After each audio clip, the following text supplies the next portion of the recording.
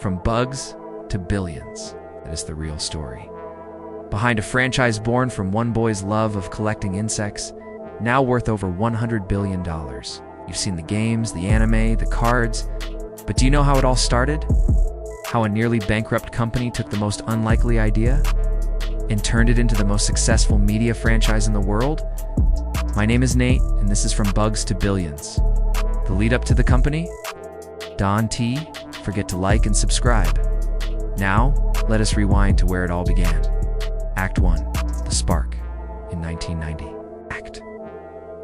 Satoshi Tajiri, young entrepreneur and video game designer, heard about a new feature coming to the Game Boy. A link cable that could connect to consoles and transfer data between them. He believed Japan would only continue to modernize. This got him thinking about his own childhood in rural Masita, Tokyo, and his love for collecting bugs. He worried that kids growing up in an increasingly urban world wouldn't get to enjoy that same kind of exploration. Then it hit him. What if there were a game where kids could collect creatures like bugs and trade them with friends? He imagined insects crawling from one Game Boy to another through a link cable.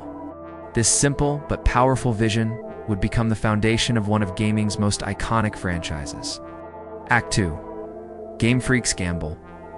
Tajiri had co-founded a magazine called Game Freak back in the early 80s, with Ken Sugimori joining him as an illustrator. By 1989, they had turned Game Freak into a game development studio. Their first game, Quinty, sold around 68,000 copies. Not bad for a small team. It gave them enough credibility to pitch a bold new concept to Nintendo. Pocket Monsters. Nintendo wasn't sold at first. They had enough faith in Tajiri and Sugimori to greenlight the project. Still, the path was far from easy. Development of Red and Green would take 6 years. Tajiri didn't take a salary the entire time, instead living off his father's income. Game Freak nearly went bankrupt. There was barely enough money to pay the team, and 5 employees left during the process. They needed a miracle. And that miracle came in the form of Creatures Inc. Their investment helped Game Freak finish the game. Finally, in February 1996, Red and Green launched in Japan. The phenomenon had begun. Act 3. Lightning Strikes. Anime and cards. Red and Green sold over 1 million copies in their first year.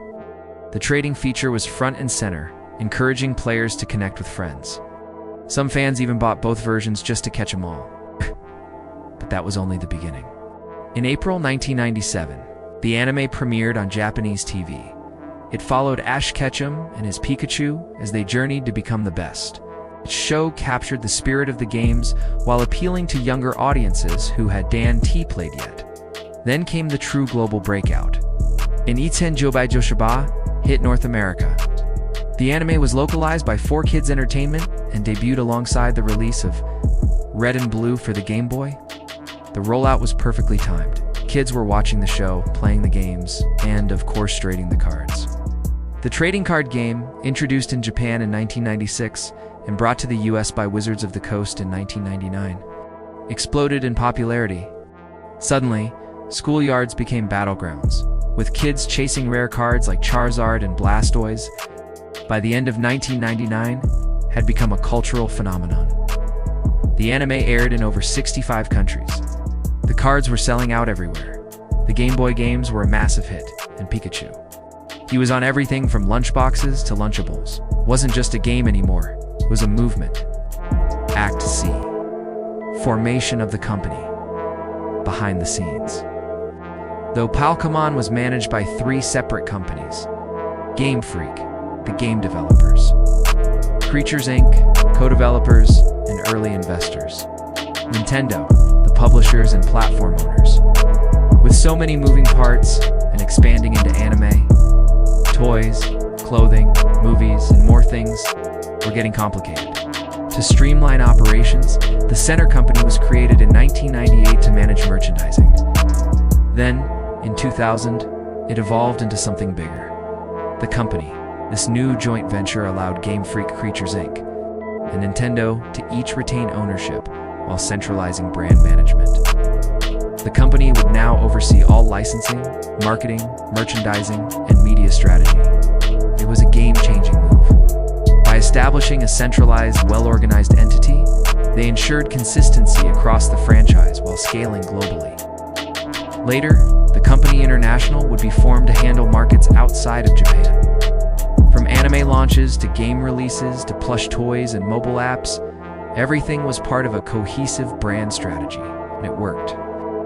Conclusion: from link cables to legends, from a young boy's love of bug collecting, to a game idea inspired by a Game Boy cable, to a multi-billion-dollar empire, S-Rise was no accident. It was built on vision, risk, collaboration, and a smart business model that could adapt to a changing world. The formation of the company turned a successful franchise into a global juggernaut. Today stands as the highest-grossing media franchise of all time, worth over $100 billion. But more powerful than the profit is the impact. It captured the imagination of millions, created friendships, rivalries, memories, and entire childhoods. It's not just nostalgia, it's a legacy. And it all started with one simple question: what if kids could trade bugs through a video game? Thanks for watching. If you enjoyed this deep dive into the rise of the company, don't forget to like, subscribe, and drop a comment telling us your favorite memory. Until next time, this has been The Lead Up, the company.